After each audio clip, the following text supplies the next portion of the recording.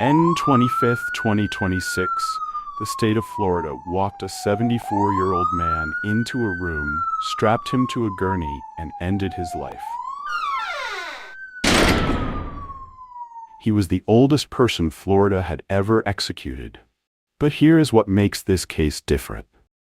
He was a decorated United States Marine, and when a jury decided he should die, that decision was not unanimous. Nearly half of them, 5 out of 12, looked at everything he had done and said he should live. This is not a story about whether he was guilty. He was. What he did to his wife is not in question, and it remains one of the most brutal cases this channel has ever covered. The question this case forces is harder than guilt. It is whether, after 34 years, this was justice, or just the calendar finally catching up with a man the system forgot. His name was Dusty Ray Spencer. This is what happened. To understand this case, you have to start with the person at the center of it. Not the man on death row. The woman who never made it off the ground in her own backyard. Karen Spencer was a wife, a mother, and a business owner.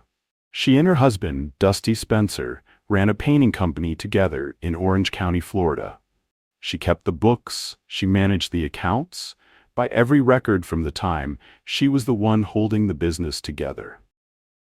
By December of 1991, that marriage was falling apart. Karen asked Dusty to move out of their home. On December 10th, the two of them argued about money, specifically funds Dusty believed Karen had pulled from the business account. During that argument, he choked her. He hit her. And he told her he was going to kill her. Karen did what you are supposed to do. She called the police.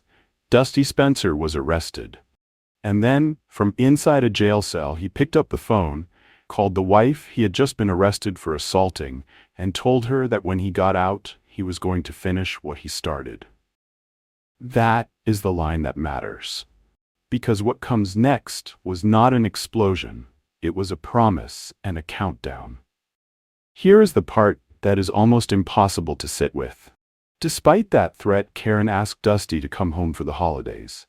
Just a few days over Christmas, he came back, and then, after Christmas, she asked him to leave again. She let her killer back into the house, and she still had no idea what he was planning. On New Year's Day, 1992, Dusty Spencer was out drinking with a friend. According to that friend's testimony, Spencer said he should take Karen out on their boat and throw her overboard. 2 days later, he mentioned to the same friend that Karen would not go out on the boat anymore.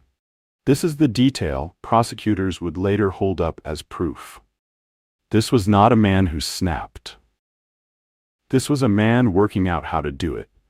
On January 4th, he came back to the house. He started beating Karen in her bedroom.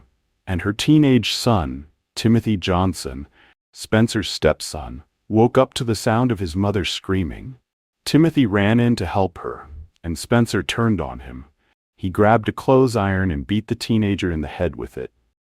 Then he said the words that tell you exactly what kind of man Timothy was dealing with. "You're next. I don't want any witnesses." Spencer followed the boy to his room and kept beating him. When Timothy tried to call for help, Spencer ripped the phone cord out of the wall.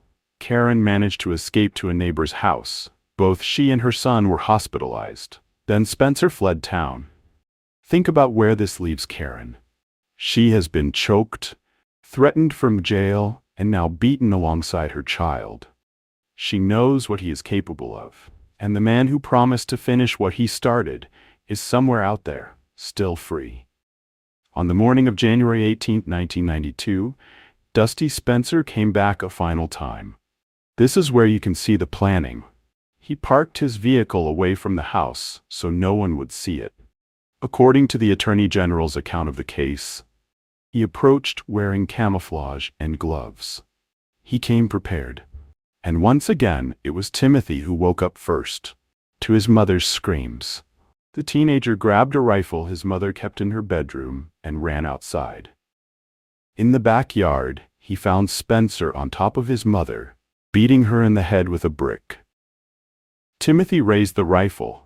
He aimed at the man killing his mother, and he pulled the trigger. The rifle misfired. It did not go off. So Timothy swung it instead, striking Spencer in the head with the butt of the gun, hard enough that the rifle shattered. And still, Spencer did not stop. What happened in those final minutes was so cruel that the judge who later reviewed it struggled to put it into words.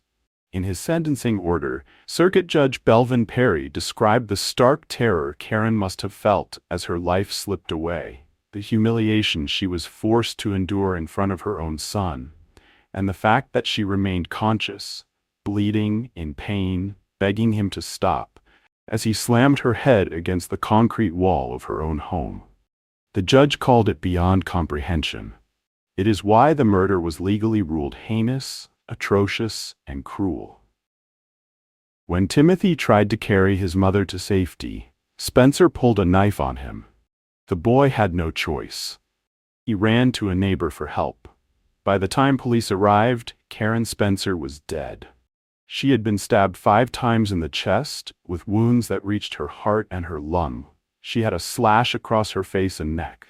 She had defensive wounds on her arms, the marks of someone who fought to live. In November of 1992, Dusty Spencer was convicted of first-degree murder. Then came the penalty phase, the part of the trial where a jury decides whether a person lives or dies. Spencer's defense did not deny the killing. Instead, they argued about his mind. They brought in experts who testified that he suffered from a paranoid personality disorder and chronic substance abuse, that he was, in their words, in a state of biochemical intoxication, even though his blood alcohol level was 0 at the moment of the murder. The prosecution pointed back to the boat, to the jail call, to a man who had been planning this for weeks, and the jury split. They recommended death, but the vote was 7-5. Sit with that number. 5 of the 12 people who heard every detail of this brutal crime still believe Dusty Spencer should spend his life in prison rather than die for it. Here is why that number matters. And this is the argument his supporters made. In 2023, Florida changed its law.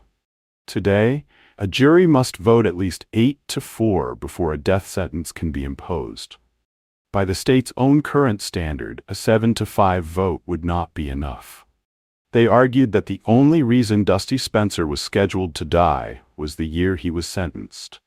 What is not in dispute is what happened after. For more than 30 years, Spencer's lawyers filed appeal after appeal, in state courts and federal courts. Every one of them was denied. On May 26, 2026, Governor Ron DeSantis signed Dusty Spencer's death warrant. It was his 10th of the year, and that pace is the part of this story that reaches beyond a single man. In 2025, Florida carried out 19 executions, roughly 40% of every execution in the entire United States, a state moving faster than it ever had. Dusty Spencer was one name among many, but his case is where it gets uncomfortable for 3 reasons. The first, at 74, he was the oldest person Florida had ever put to death. The second, he was sentenced on a divided jury vote that the state would not legally accept under its current law. And the third, his lawyers argued that Spencer, who suffered from cirrhosis of the liver, faced a real risk that Florida's lethal injection would go wrong, that the state might not be able to carry out his execution cleanly. His supporters also pointed to his record before all of it, a United States Marine who, they said, served as a rescue diver, risking his life to save other service members. The sentencing court did treat his military service as a mitigating factor. The state's answer was consistent. The crime was brutal. The conviction was sound. The appeals were exhausted. And the law was the law. So where did that leave Dusty Ray Spencer? His lawyers fought it to the end. His final appeal went all the way to the United States Supreme Court. It was not enough. On June 25, 2020, Florida carried out the sentence, and Dusty Ray Spencer, age 74, became the oldest person in the state's history to be executed. But there is someone this story keeps coming back to. Not the man on the gurney. The boy in the backyard. Timothy Johnson did everything right. He woke up. He ran toward the danger, not away from it. He raised a weapon to save his mother, and it failed him at the only moment that mattered. He tried to carry her to safety, and a knife sent him running for help that came too late. He was a teenager then. He is a man now, somewhere, who has carried that morning for 34 years. Nothing that happened that day gives that back. Karen Spencer was alive and conscious and begging for it to stop. That is the part no warrant and no appeal ever answers. That's it for today. If this case got you thinking, hit that like button, share it with someone who'd find this as unbelievable as you just did. Subscribe to the Execution Files for more cases like this one, and tap that notification bell so you don't miss what's next. Thanks for watching. See you in the next case.